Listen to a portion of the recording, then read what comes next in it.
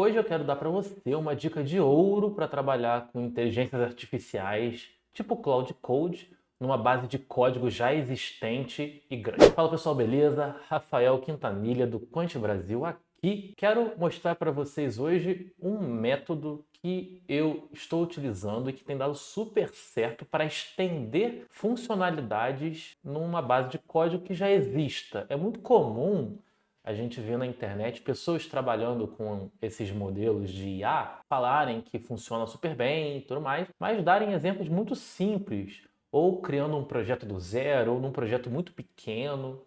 Eu quero mostrar para vocês como eu faço na vida real, num projeto real do Quant Brasil, com milhares, centenas de milhares de linhas de código, tá? Como que eu faço na prática para utilizar o Cloud Code para estender uma funcionalidade nessa code base já existente, beleza? Você já sabe, aqui no canal nós falamos sobre programação, sobre inteligência artificial, sobre engenharia de software e também os bastidores e o desenvolvimento do Quant Brasil. Então já se inscreve aqui no canal, deixa o seu like, não deixa de compartilhar também esse conteúdo, porque ajuda bastante a gente a continuar, fechado? Bom, pessoal, por que que é um problema? Por que que é muito diferente quando a gente usa uma IA numa code base já existente e numa code base fresh, né? Numa code base ali com pouco código ou num projeto do zero. Quando a gente está trabalhando num projeto que já existe, normalmente aquele projeto vai ter convenções, né, melhores práticas, ele vai ter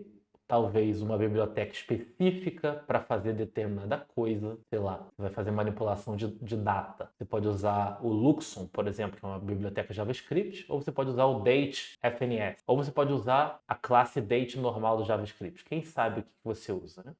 Então, quando você está num code base, você tem que aderir ao que aquela base de código sugere que o programador faça, principalmente se você está trabalhando numa equipe, numa empresa, onde mais de uma pessoa está trabalhando no projeto.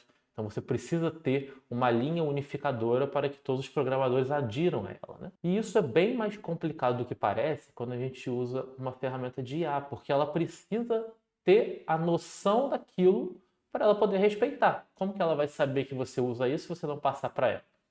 No entanto, você não é factível passar todos os arquivos de uma code base para ela, porque senão você vai estourar o contexto. Vamos lembrar o que é contexto? Contexto de uma IA é a memória que ela tem para trabalhar, né? Você não pode dar dados infinitos para ela, pelo menos não no momento que eu estou gravando esse vídeo aqui em 2025. Alguns modelos têm uma janela de contexto muito maior do que os outros. Por exemplo, o Google Gemini 2.5, ele chega a ter 1 milhão de janelas de contexto, 1 milhão de tokens, né?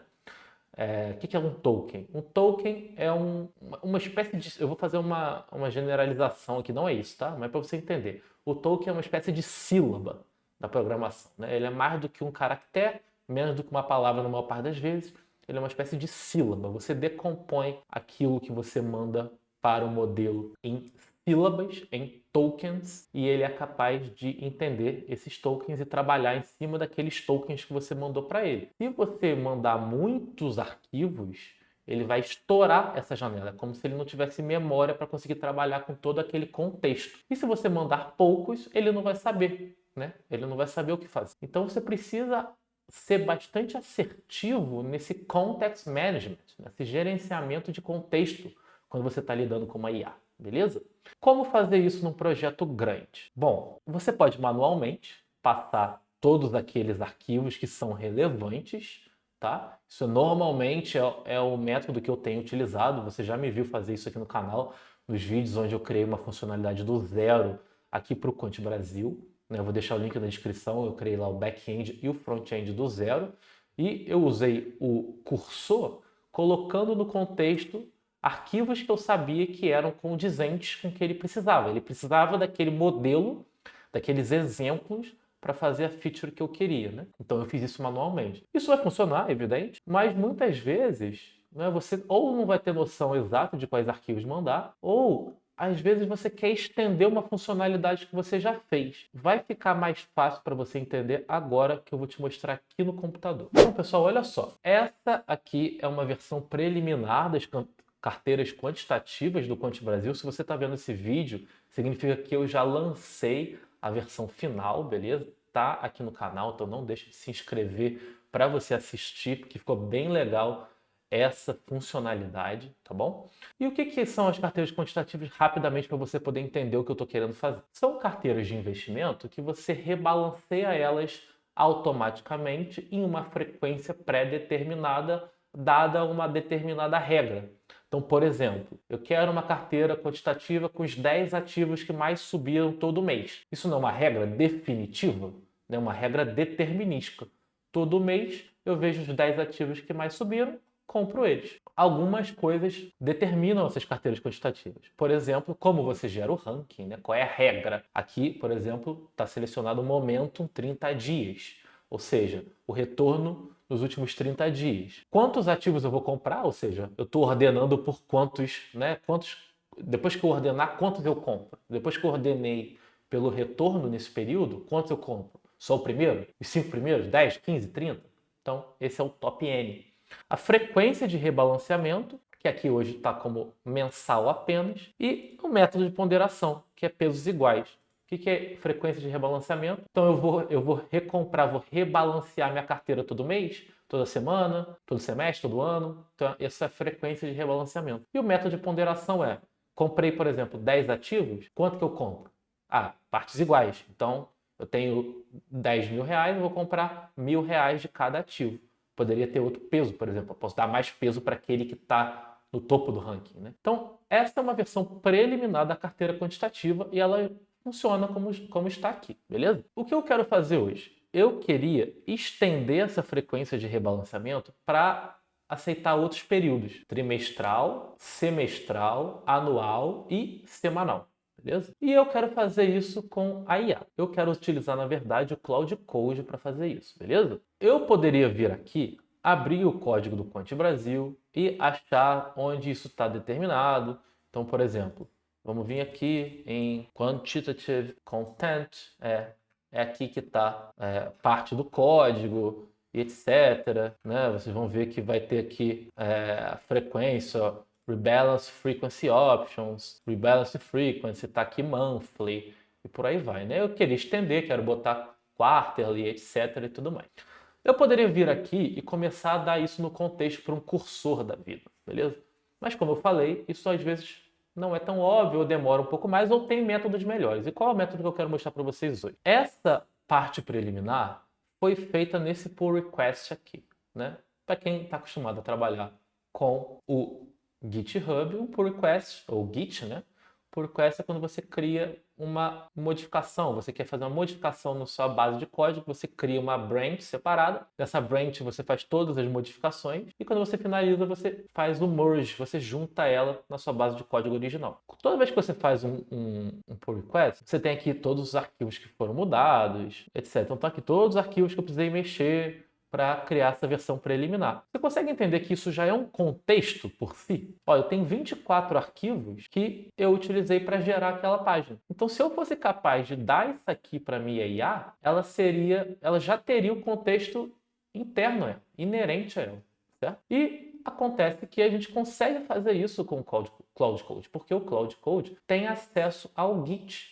Você consegue utilizar o Git com ele. E toda vez que você dá um merge num pull request, você gera um commit com uma hash, ou seja, é um identificador único de todas as mudanças que foram feitas. Se eu abrir aqui esse commit, está aqui ó, tudo que foi feito e todas as modificações, inclusive incluindo os novos rankings, etc, etc, tudo aqui nesse commit, beleza? Então eu já tenho um log, uma forma de dizer como eu implementei aquela feature. Se eu conseguir passar isso para o Cloud Code, ele já vai ter um contexto automático. Ele já vai saber os arquivos que eu mexi, então fica muito mais fácil para ele mexer também. Então vamos fazer isso? Eu vou simplesmente vir aqui e vou copiar essa hash, o identificador único do commit, e vou vir aqui no repositório do Cloud Quant Brasil, vou inicializar o Cloud Code, tá? E agora eu vou falar para ele aqui, check the commit. Copiei a hash do commit and tell me what has been done there. Então estou garantindo que ele consegue me dizer o que foi feito ali, tá? Eu quero confirmar isso primeiro, né? Que ele é capaz de ler o commit e identificar tudo que foi feito, beleza? Ele já identificou ali é a hash do commit, vai utilizar um comando. Aí ele está dizendo aqui que não conseguiu achar o commit no Recent History. Será que eu preciso mandar para ele esse commit aqui? Vamos tentar até uma hora que ele acha. If you use git, you can find that was the commit or the PR was... Vou copiar aqui o link do PR. Então, estou mandando para ele aqui e ele achou. Show de bola, ó. Git show, passou a hash do commit e tá aqui, ó. Pegou todos os arquivos, ó, QB87, pull request 1318. Beleza, ele tá dizendo, this commit implemented a feature for returning asset, ranking data e todas as mudanças. Então, beleza, ele realmente entendeu. Entenderam como isso ficou muito fácil? Por isso que é legal que quando você estiver trabalhando numa code base, que você separe suas features em branches, que essas branches não sejam muito grandes. Primeiro, branch muito grande fica complicado de você revisar, fica complicado de você testar, certo? Então, eu gosto de quebrar essas features em tamanhos que sejam gerenciáveis, e aqui está mais uma vantagem, porque ao fazer isso eu consigo ter um lugar unificado onde todas as mudanças foram feitas, e aí fica bem mais fácil de eu estender uma funcionalidade. Então agora eu vou pedir para que ele adicione uma nova frequência de rebalanceamento. Great, then now add a new rebalance frequency quarterly. Então vamos começar pedindo para ele fazer um rebalanceamento trimestral, tá? E enquanto ele trabalhar, eu vou mostrar para vocês como está funcionando hoje, beleza? Deixa eu aumentar esse momento aqui para 365 dias e rodar. Ok, então muito bom o resultado aqui, né? Vocês conseguem ver. E olha como a gente fez, tá? Então a gente começa com uma alocação inicial, estou no dia 15 de abril. Aloquei no dia 15, eu pego quais são os 10 ativos que tiveram com maior retorno e monto minha carteira com eles, dando pesos iguais. E aí, a cada início de mês, eu venho aqui e rebalanceio, né? Então, em maio entraram esses 3 ativos, saíram esses 3. Em junho entrou Embraer, JBS, Marfrig, Desktop, BMG e saiu o resto. E aí por aí vai com o rebalanceamento. Aqui a gente tem um retorno em cada período e no final o gráfico inteiro, inclusive com a comparação com o Ibov. Então vejam como ficou legal essa feature. Vamos voltar aqui para o Cloud, que ele está me pedindo permissão para alterar os arquivos. Eu vou dizer yes and don't ask again in this session. Por quê? Porque eu estou num ambiente controlado com Git. Então eu posso deixar ele mexer, se ele fizer besteira, eu só reverto. Ele vai sair mexendo. Então vocês conseguem ver aqui que eu estou, de fato, fazendo um rebalanceamento mensal. Agora a gente tem que adicionar a frequência de rebalanceamento trimestral e ele já fez. Ó, o que ele fez aqui? Added quarterly to the rebalance frequency, updated the get rebalance dates e adicionou uma nova opção. Então, vamos ver aqui, ó, surgiu o trimestral. Lembra que não tinha? Agora já tem. Vamos colocar o trimestral aqui. Vamos rodar. Não olhei o código, tá? Eu vou olhar o código ainda, apesar de que no momento eu estou, de novo, ambiente controlado, não me preocupa tanto assim, então vou fazer uma rodada de QA, ainda vamos melhorar isso um pouquinho, mas só para vocês terem uma ideia, olha só, beleza, né? Olha como funcionou. Ó, a alocação inicial tem que ser a mesma, não pode ter mudado, e aqui tá as mudanças trimestralmente. Então, 1º de julho, né? Porque aqui, como eu comecei meio que no meio de um trimestre, ele vai até o final do trimestre. Então, começou o 3º trimestre quando? 1º de julho, depois o 4º trimestre, 1º de outubro, depois 1º de janeiro, 1º de abril. Feito, beleza? Vamos garantir que eram os mesmos, né? Que a gente não mudou. Aqui, ó, começa com a LPK3, CAB, POMO 4. Vamos voltar para o mensal aqui. A LPK3, CAB, POMO 4. Então, exatamente aqui estão partindo do mesmo ponto. A diferença é que os rebalanceamentos estão acontecendo em períodos distintos. Se a gente quiser olhar o código, ó, ele já adicionou o quarterly aqui, alterou a rebalance frequency, certo? Deixa eu minimizar isso aqui, na verdade, tirar isso aqui. A gente vê as mudanças que foram feitas. Então eu posso vir aqui conferir depois, tá? Mas eu vou pedir para ele o seguinte, tá? Eu vi que ficou com um erro de linter aqui, ó, line too long, o Ruff está reclamando, e eu vou falar para ele fazer isso para mim. Ok, it's working. Now make sure you run poetry, run Ruff for linter, and also add a test for the get rebalance dates function to make sure it's all working. Use poetry also for the test. Is we are using PyTest. Então, para garantir aqui, de novo, eu estou numa code base existente, então vocês viram, ele reclamou do linter, né? O linter reclamou, perdão, ele não escreveu os testes. Então, eu consigo já dizer para ele, ó, usa isso aqui também, beleza? Não se esquece de garantir que a gente vai deixar tudo no formatinho que esse repositório quer. Ele entendeu aqui o erro do Rough, tá vendo? Já ajeitou, beleza, já passou o linter. Agora ele já vai entender isso. Ele está buscando uma pattern, um padrão para fazer arquivos de teste. Já achou dois arquivos. E agora ele vai criar o arquivo de teste que eu pedi para ele fazer esse teste do rebalanceamento, porque eu quero garantir que eu não estou quebrando as datas de rebalanceamento. Tem uma lógica, né? Eu passo uma start date, uma end date e o período de rebalanceamento. E eu quero garantir, eu tenho um teste para isso, que é bem determinístico, né? Quer pedir para criar uma pasta, pode criar a pasta, né? É bem determinístico. Passei um start date, uma end date e a frequência de rebalanceamento ele tem que ser capaz de gerar sempre as mesmas datas, beleza? Ele está rodando lá os testes, ele vai se virar lá até que isso funcione, tá? Vocês vejam que a minha última interação com ele aqui, né, faz um tempo, o teste parece que passou. Vamos dar uma olhada no que ele criou aqui, ó. Então, testou o mensal, o quarterly, o trimestral, né? E adicionou testes para isso. Beleza, funcionando. Tava como erro de linter, não tá mais. E aqui a gente consegue ver, ó, se eu passar dia 15 de janeiro, 15 de março, a frequência mensal, quando acontece os rebalanceamentos. Bom, primeiro start date, depois rebalanceio em fevereiro, rebalanceio no início de março e finalizo 15 de março. Beleza, essa realmente é a lógica. No trimestral, mesma coisa.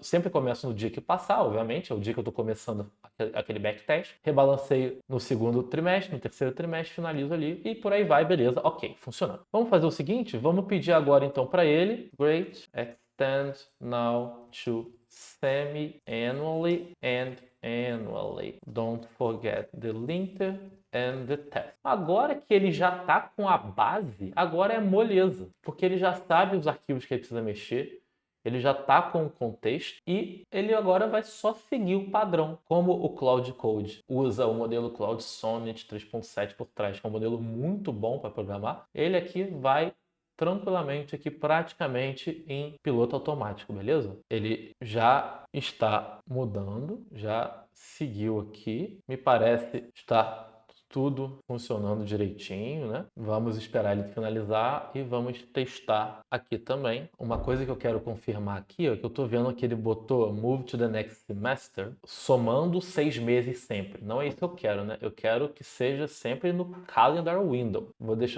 Vou falar para ele aqui para que ele tenha certeza. Make sure the dates are calendar windows. So semester is always on the regular calendar, not 6 months after the initial date. For example, if I start in March, the next semester isn't in September, but in July, certo? Então, eu só tô confirmando com ele aqui que ele tem que estar usando o formato certinho, beleza? Como ali no mensal a gente teve só um exemplo, vamos ver se ele vai pegar esse exemplo certinho aqui também, beleza?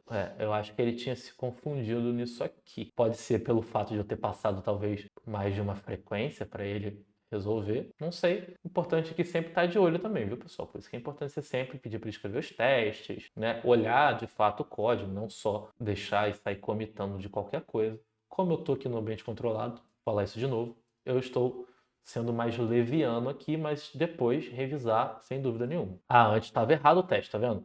Ele tinha começado 15 de março e depois sempre cada março, não é isso. É sempre em cada janeiro. Agora sim, o teste passou, a gente está usando o PyTest aqui e agora é para estar funcionando. Vamos lá? Semestral. Vamos rodar aqui e ver o resultado. Ó, certinho, né? Começamos 15 de julho, mesma alocação e fomos rebalancear só ali em 1º de julho e depois em 1º de janeiro, né? Então, rebalanceamento a cada semestre, considerando o calendário, não a data de início. E o anual, se for o anual, a gente tem que ter de novo apenas só mais esse rebalanceamento aqui, ó, que entra aí Ambipar, Fict3, Eletromídia, etc. Rodamos o anual e tá aqui, ó, beleza? Só em 1º de janeiro. Só aqui que nós fazemos esse novo rebalanceamento. Fechado? Então, no momento, tudo certo. Ah, ficou um probleminha aqui, ó. Aqui no resultado, ele não tá ajeitando aqui no front-end, tá vendo? Vamos colocar isso aqui para ele. In the result, in the UI, you forgot to map the correct values. Então, só dei um Ctrl+C, Ctrl+V meio burro aqui para ele. Vamos ver se ele vai ser capaz de entender e fazer esse mapping correto. Eu não mandei para ele onde que isso é mostrado, só falei que é no result. E aí ele tá meio que saindo e buscando dentro do código. Você vai vendo que à medida que ele vai buscando aqui, o nosso contexto está sendo consumido, ou seja, ele está inserindo esses dados na memória de trabalho dele, na working memory dele. Aí, agora ele achou. Quantitative Portfolio Result, certo? Ele vai agora, muito provavelmente, fazer o mapeamento correto. Tá aqui, ó. Mensal, trimestral, anual.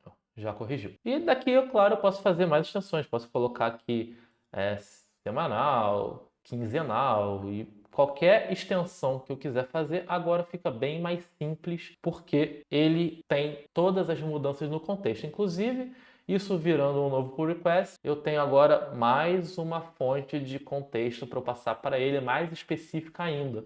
Vamos supor que eu não faça o semanal aqui. Eu crio, dou um commit nesse código, nessa mudança que eu fiz. Eu pego esse commit, mando para ele e falo, agora coloco o semanal, por exemplo, se eu quisesse fazer isso em outro momento. Beleza? Então, esse é o macete que eu queria mostrar para vocês. Essa é a dica utilizando o Cloud Code com a ferramenta do Git, sendo capaz de ler o commit e automaticamente inserindo aquilo no contexto dele, de modo que ele consiga trabalhar depois sem que eu precise dizer explicitamente quais arquivos ele precisa mexer. Beleza? Muito bem, pessoal. Então era isso que eu tinha para falar com vocês hoje. Espero que tenham gostado desse vídeo. Se gostou, não deixe de se inscrever aqui no canal. Curte o vídeo, ajuda bastante. Compartilhe aí com seus amigos. Se inscreva mesmo, porque tem muitos vídeos sobre esse assunto. E agora que a gente lançou essa feature, que era uma feature que estava há muito tempo sendo requisitada por vocês, eu tenho certeza que eu vou receber muito feedback e vou incrementar ela ainda mais. E eu pretendo incrementar nesse estilo.